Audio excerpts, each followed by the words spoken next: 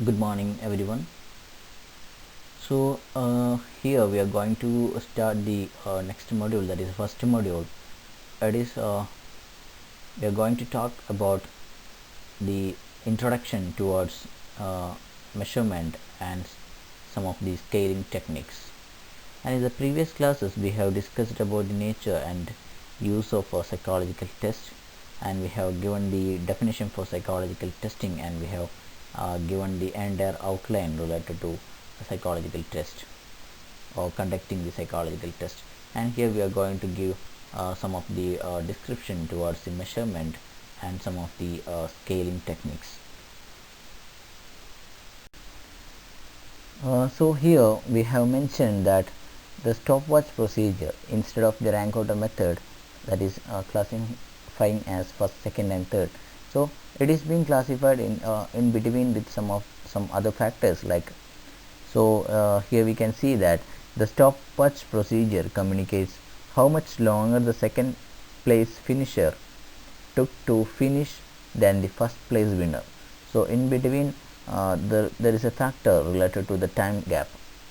So if you are following the stopwatch procedure, that is a correct method of assigning the scores, and it will deeply explain you how much time it has been taken by the second place finisher than the first place finisher, or that who reached in the first place and the second place. So in the rank order method you can see only the first place, second place or third place, but here you can you will be going with some of the detailed information, that is you will be getting there will be some time gap, or this much time we have taken to cover that. So there will be some answers that you can find for some of the questions in. And he suggested that, or actually Steven suggested that there are 4 different levels of measurement, and which he calls scales of measurement, that correspond to 4 different levels of quantitative informations that can be communicated by a set of scores. So he suggested that there will be mainly 4 different levels for levels of measurements, and he called it as scales. So we have already mentioned that the scaling techniques in the starting itself. We have mentioned that introduction to measurement and some of the scaling techniques. So he called it as, or Stevens actually referred it as scales of measurement, and it is all related to levels of quantitative informations. It can be understand, or it can be communicated by a set of scores. So here we are having these 4 different levels of measurement, and the first one, that is it is mentioned here, that is a nominal scale, ordinal scale, interval scale, and the fourth one is a ratio scale. Yes, when going for that, we already said that we have 4 different levels of measurement, and it is mentioned here. And when discussing about the first one, that is the nominal scales, in nominal scale measurement, we merely use a number as a label for a class or category. The only rules for assigning numbers are that all members of any class shall have the same number, and that no two class shall be assigned the same number. Example, we'll be having we have gone through some of the statistical methods. We have already gone through some of the statistical methods that we have studied, like mod, frequencies, etc. So here we can see in the level of frequency that you will be measuring only, or you will be assigning only one number, or using a single number for a particular class, and there you will not provide in the same group or in the same label or same class as any other different number. Okay. All the members or all the characteristics for that class will be same.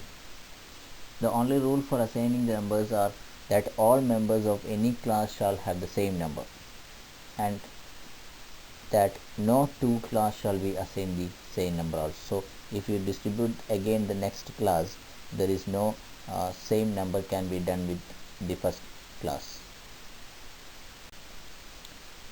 The nominal level of measurement is used for categorical variables and involves assigning scores that are category labels. So as we described in the previous point, that is, for each class there will be assigning a single number or all the members or all the uh, entire characteristics of that class will be same, and it cannot be provided to another class.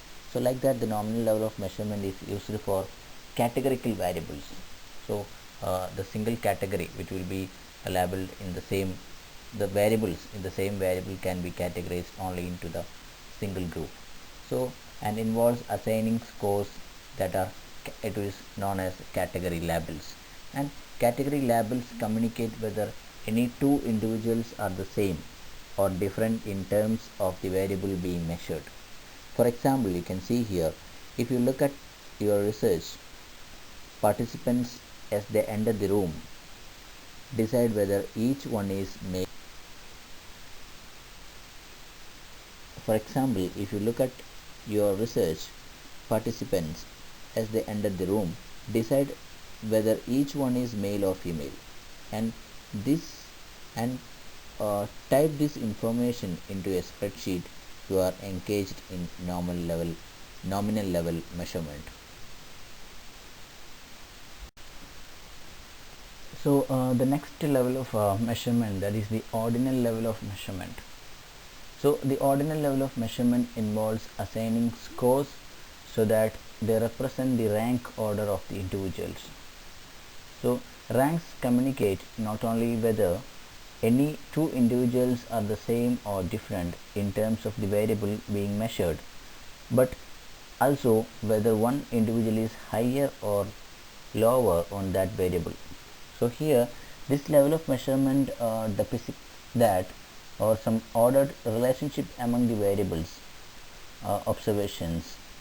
And suppose we can go with an example, that is, suppose a student scores the highest grade of 100 in the class.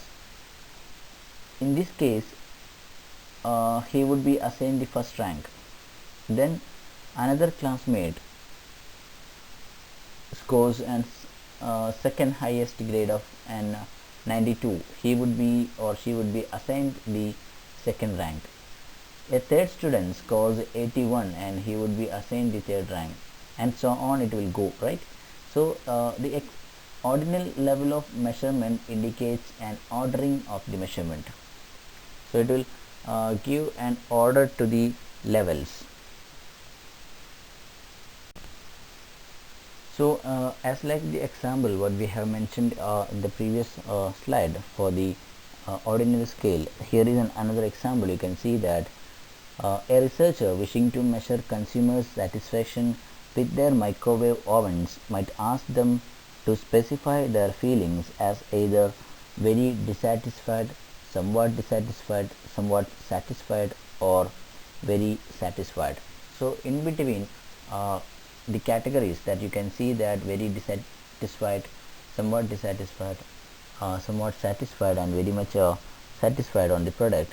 So here you can see an order for that, for assigning an grade to or an rank order to the material. So the items in this scale are ordered ranging from least to most satisfied, right? This is what distinguishes ordinal from nominal scale. So this is the difference that you can see, that you can find out with the nominal scale and the ordinal scales. The other level of